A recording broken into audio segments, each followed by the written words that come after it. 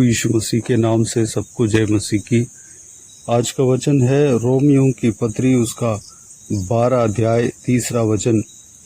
क्योंकि मैं उस अनुग्रह के कारण जो मुझको मिला है तुम में से हरेक से कहता हूँ कि जैसा समझना चाहिए उससे बढ़कर कोई भी अपने आप को न समझे, पर जैसा परमेश्वर ने हरेक को विश्वास परिमाण के अनुसार बांट दिया है वैसे ही सुबुद्धि के साथ अपने को समझे।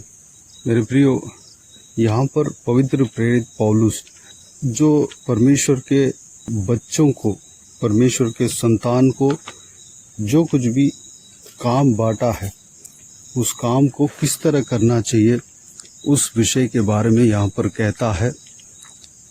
पवित्र प्रेरित पौलुस कहता है कि जैसा समझना चाहिए उससे बढ़कर कोई भी अपने आप को न समझे, पर जैसा परमेश्वर ने हरेक को विश्वास परिमाण के अनुसार बांट दिया है वैसे ही सुबुद्धि के साथ अपने को समझे।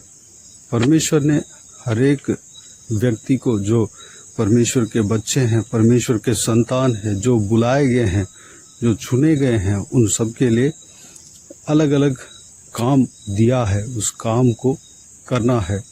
उस परमेश्वर के द्वारा विश्वास परिमाण के अनुसार बंटा हुआ काम को हमें करना है। हमको दिया हुआ लेवल से ज़्यादा हमें नहीं समझना है। जैसे कि एक शरीर में कई सारा अंग है, आँख है, नाक है, मुंह है, जीभ है, कान है, हाथ है, पाँव है।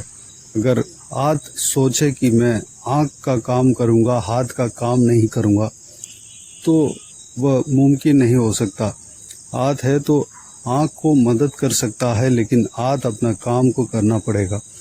जैसे ही कान जो है वो यह कहेगा कि मैं सुनूंगा नहीं, लेकिन मैं बोलने का काम मुझे अच्छा लगता है, मैं बोलूँगा। लेकिन कान के लिए जो परमेश्वर ने जो काम दिया है उस काम को करना ही उसका कर्तव्य है। मेरे प्रियो, ठीक उसी तरह हम परमेश्वर प्रभु यीशु का शरीर का अंग है, परमेश्वर का कलीसिया के अंग है। हमें जो परमेश्वर ने जो काम बांटा है उस काम को हमें करना है।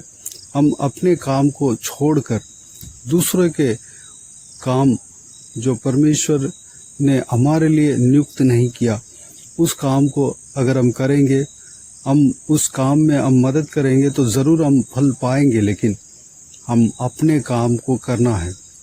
अगर आँख देखेगा नहीं, देखने का क्षमता तो है लेकिन नहीं देखेगा तो आँख रहकर क्या फ़ायदा। अगर कान है तो कान अपना काम को नहीं करेगा तो कान रहकर क्या फ़ायदा। मेरे प्रियो, हमको परमेश्वर ने जो काम बांटा है उस काम को हम करने में अपने को परमेश्वर के हाथों में समर्पित करना है। जो कि परमेश्वर के शरीर में, जो परमेश्वर के कलीसिया में जो काम होता है इस अध्याय में दिया हुआ है। इसी अध्याय में 6 वचन को मैं पढ़ना चाहूँगा। जबकि उस अनुग्रह के अनुसार जो हमें दिया गया है, हमें भिन्न भिन्न वरदान मिले हैं। क्या क्या वरदान है जो इस बहुमूल्य वचन में दिया गया है कि एक भविष्यवाणी, सेवा करना, सिखाना, उपदेश करना, दान देना, अगुवाई करना, दया करना, ये सारा जो काम है परमेश्वर ने कलीसिया के लिए दिया है, कलीसिया का अंगों के लिए दिया है। अपने लिए इस सारे कामों में क्या काम परमेश्वर ने रखा है, वह परमेश्वर के पीछे जब हम चलते हैं परमेश्वर हमें बता देगा, समझा देगा। उस काम को हमें करना ही है।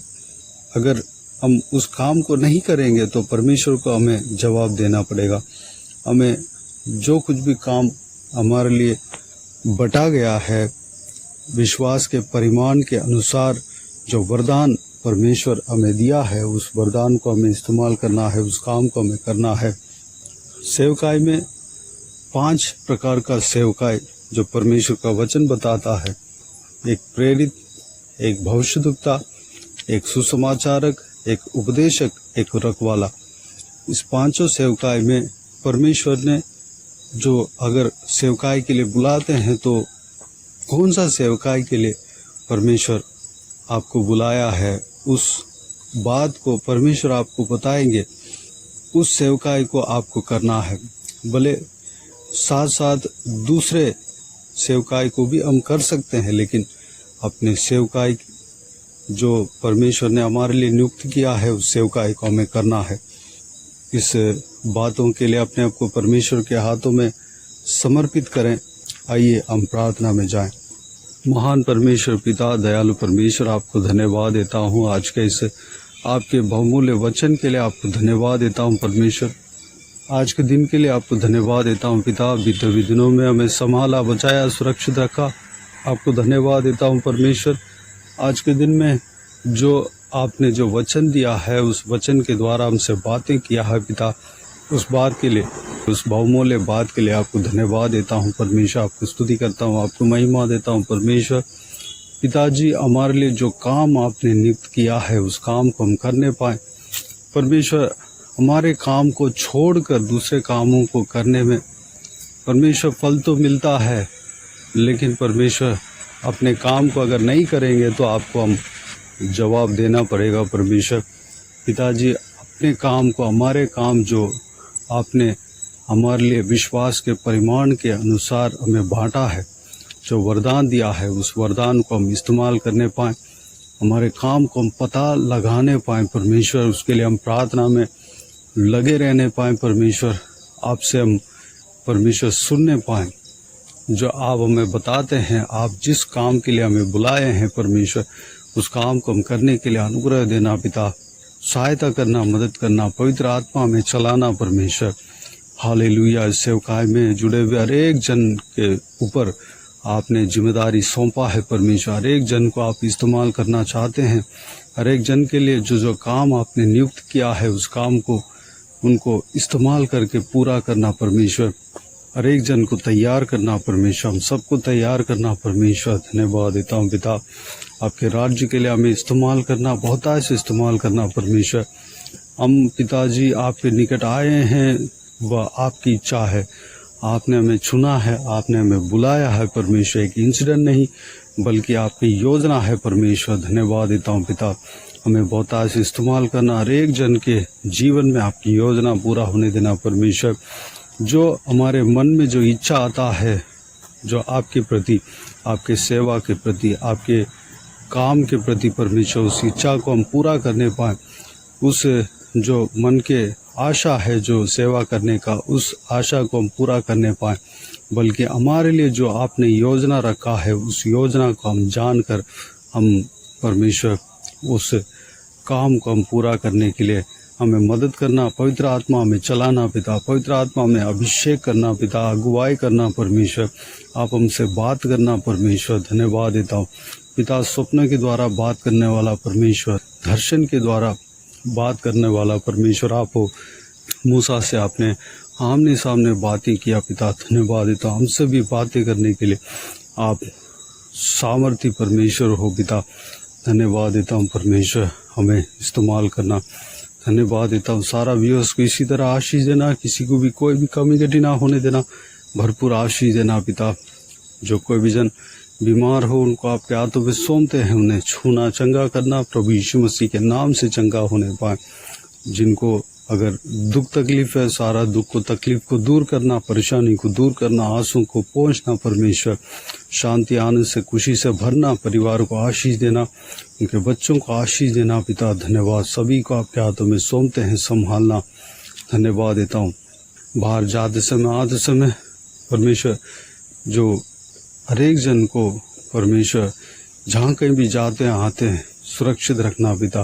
आपके हाथ हमेशा हर एक के ऊपर बने रहने पाए, हम सबके ऊपर बने रहने पाए, अनुग्रह देना पिता। हालेलुया। बाकी सारे बातों का आपके हाथों में सौंपते हैं। सारा आदर, महिमा, जलाल आपको मिलते रहे।